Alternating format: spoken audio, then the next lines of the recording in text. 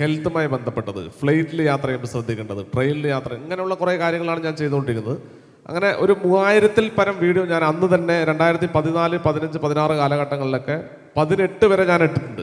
പിന്നെ അതിനുശേഷം നമ്മൾ പറഞ്ഞു വന്ന പോയിന്റ് എന്താണെന്ന് വെച്ച് കഴിഞ്ഞാൽ, ഞാൻ വന്ന എൻ്റെ സാഹചര്യം, എൻ്റെ നാട്ടുകാർ എന്ത് പറഞ്ഞുകൊണ്ടുണ്ടായിരുന്നു എന്നുള്ള കാര്യങ്ങളാണ്, അതിലേക്കാണ് വരുന്നത് കേട്ടോ. അപ്പോൾ 2018-ലാണ് ഞാൻ ഈ ഫുഡ് ചാനൽ തുടങ്ങുന്നത്. അതുവരെയും എൻ്റെ വീട്ടിലോ എൻ്റെ നാട്ടിലോ എൻ്റെ ആളുകൾക്കൊന്നും ഞാൻ എന്താ ചെയ്യുന്നതെന്ന് അറിയില്ല. ഇവനെന്തോ കള്ളക്കടത്താണെന്നേ പറഞ്ഞു, കള്ളക്കടത്ത് ചെയ്തുകൊണ്ടിരിക്കുകയെന്ന് പറഞ്ഞു. എനിക്കാണെങ്കിൽ അത്യാവശ്യം സാമ്പത്തികമുണ്ട്, ഞാൻ വളർന്നുകൊണ്ടിരിക്കുന്നുണ്ട്, പക്ഷെ ജോലിക്ക് പോകില്ല. ഞാനാണെങ്കിൽ വീട്ടിൽ കമ്പ്യൂട്ടർ വെച്ചിട്ടുള്ള പരിപാടി. അപ്പം നാട്ടുകാർക്ക് ഇത് അറിയില്ല.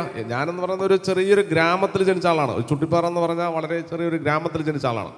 നാട്ടുകാർ ശരിക്കും പറഞ്ഞാൽ ഇവനെന്തോ ഇൻ്റർനെറ്റിലൂടെ എന്തോ വിൽപ്പനയാണെന്നാണ് പറഞ്ഞത്.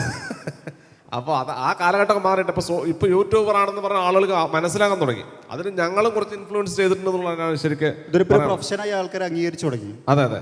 അപ്പോൾ ദുബായിലൊക്കെ ലൈസൻസ് ഉണ്ട് ഇതിന്. ലൈസൻസ് ഉണ്ട്.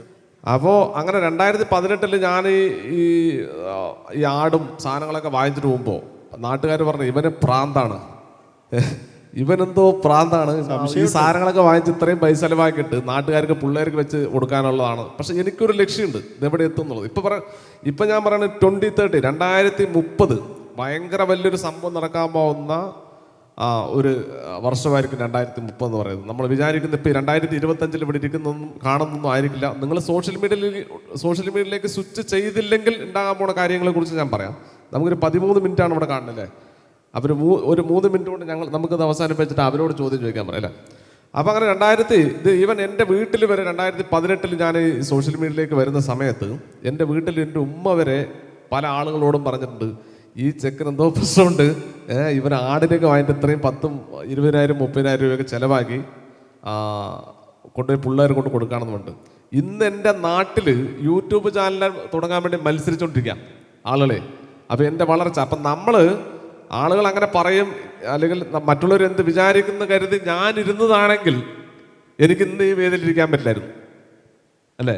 ഞാൻ നിങ്ങളെപ്പോലെ ഇവിടെ ഇരുന്ന് ഈ കാര്യങ്ങൾ മനസ്സിലാക്കേണ്ട ഒരു സിറ്റുവേഷനിലായിരിക്കും ഞാൻ ഇരിക്കുക. അപ്പോൾ സോഷ്യൽ മീഡിയ എന്ന് പറയുന്നത് വളരെ നിസ്സാരമായിട്ട് കാണണ്ട. ആളുകൾ ഇപ്പം സോഷ്യൽ മീഡിയയിൽ തെറ്റുമുണ്ട് ശരിയുണ്ട്. തെറ്റായതുകൊണ്ട് എല്ലാവരും വിശ്വസിക്കാൻ പറ്റില്ല. പക്ഷെ നമ്മൾ ഇവിടെ ഇരിക്കുന്ന ആളുകളൊക്കെ സത്യസന്ധമായി ബിസിനസ് ചെയ്യാം. നമ്മുടെ ബിസിനസ്സിന് സത്യസന്ധമായിട്ട് അൻഫലക്ക് പറഞ്ഞ പോലെ ഇവിടെ വന്നിരിക്കണമെങ്കിൽ, നമ്മൾ ക്വസ്റ്റ്യൻ ചെയ്യാതെ നമ്മൾ ഇവിടെ വന്നിരിക്കണമെങ്കിൽ നമ്മുടെ അടുത്തൊരു സത്യസന്ധത വേണം.